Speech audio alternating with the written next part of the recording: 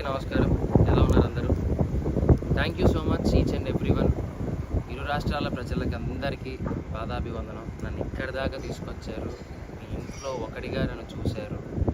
ఇంతకన్నా నేను చెప్పుకోవడం అంటూ ఏమీ లేదు. గెలవలేను అనుకున్న వాడిని గెలుపు దాకా తీసుకొచ్చి గెలిపించారు. అంతకన్నా నాకు ఇంకా వేరే అదృష్టంగా నేను ఏం ఫీల్ అవ్వట్లేదు. Thank you so much to each and everyone. And బాధాకరమైన విషయం ఏంటి అంటే అందరూ చాలామంది అడుగుతున్నారు. నేను దాని గురించి పెద్దగా అనుకోలేదు. ఆ బాధలో ఉండిపోయాను. చాలా బాధపడ్డాను. కారద్దాలు పగలగొట్టారు. బయటికి రా, నీ అంతా చూస్తా అన్నారు. నేను ఒక్కనే ఉన్నప్పుడు మీ ఇష్టం వచ్చింది చేసుకోండి, నాకేం భయం లేదు, ఎవరికి భయపడాల్సిన అవసరం లేదు. కానీ మన ఇంట్లో కూడా ఒక అమ్మ ఉంటుంది, ఒక అక్క ఉంటుంది, ఒక చెల్లి ఉంటుంది, ఒక భార్య ఉంటుంది. వాళ్ళు మన పక్కన ఉన్నప్పుడు మనం ఎలా ప్రవర్తించాలి అనేది కూడా మనం కొంచెం ఆలోచిస్తే బాగుండు అని నా అభిప్రాయం. అద్దాలు పగలగొట్టినప్పుడు ఆ అద్దం పెంకులన్నీ వచ్చి మా అమ్మగారి మీద పడ్డాయి, తేజు మీద పడ్డాయి. ఏమీ ఎవరికి కాలేదు కాబట్టి సరిపోయింది. అదే ఆ పెంకుల వల్ల ఏదైనా జరగడానికి జరిగిందంటే, ఆ రాళ్ళ వల్ల తల పగిలి ఎవరికైనా ఏదైనా జరిగిందంటే నేను ఈరోజు ఎవరిని కోల్పోయేవానో నాకు తెలియదు. ఇలాంటివి ఇంకెప్పుడు ఎవరికి జరగకూడదు. ఇలాంటివి ఎప్పుడు ఎవరికి చేయకండి. మీకు కోపం ఉంటే తిట్టండి, పడతాను. కామెంట్ పెట్టండి, చూస్తాను. ఇంకా కోపం ఉంటే వీడియోలు తీసి పెట్టండి. ఎలాగో పెట్టారు, నా కుటుంబాన్ని మొత్తం బాధ పెట్టారు.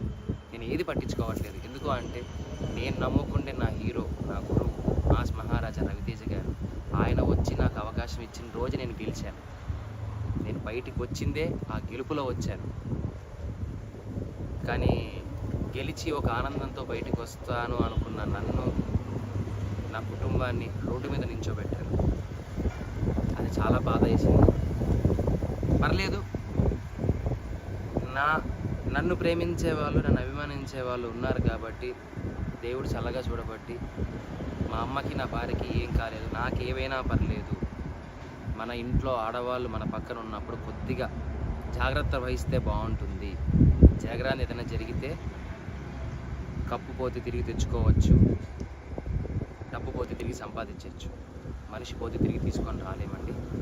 ఇది గుర్తు పెట్టుకోండి. చాలా రిక్వెస్ట్గా అడుగుతున్నాను, దయచేసి ఇంకెప్పుడు ఇలా చేయకండి ఎవరి దగ్గర. Thank you so much. ఇప్పటికీ మీకు నా మీద ఏదైనా కోపం ఉంటే ఎక్కడ రమ్మంటారు చెప్పండి, వస్తాను, మీ ఇష్టం. కానీ ఎవ్వరికి ఇలా ఇంకెప్పుడు చేయకండి. I love you all. Thank you for each and everyone.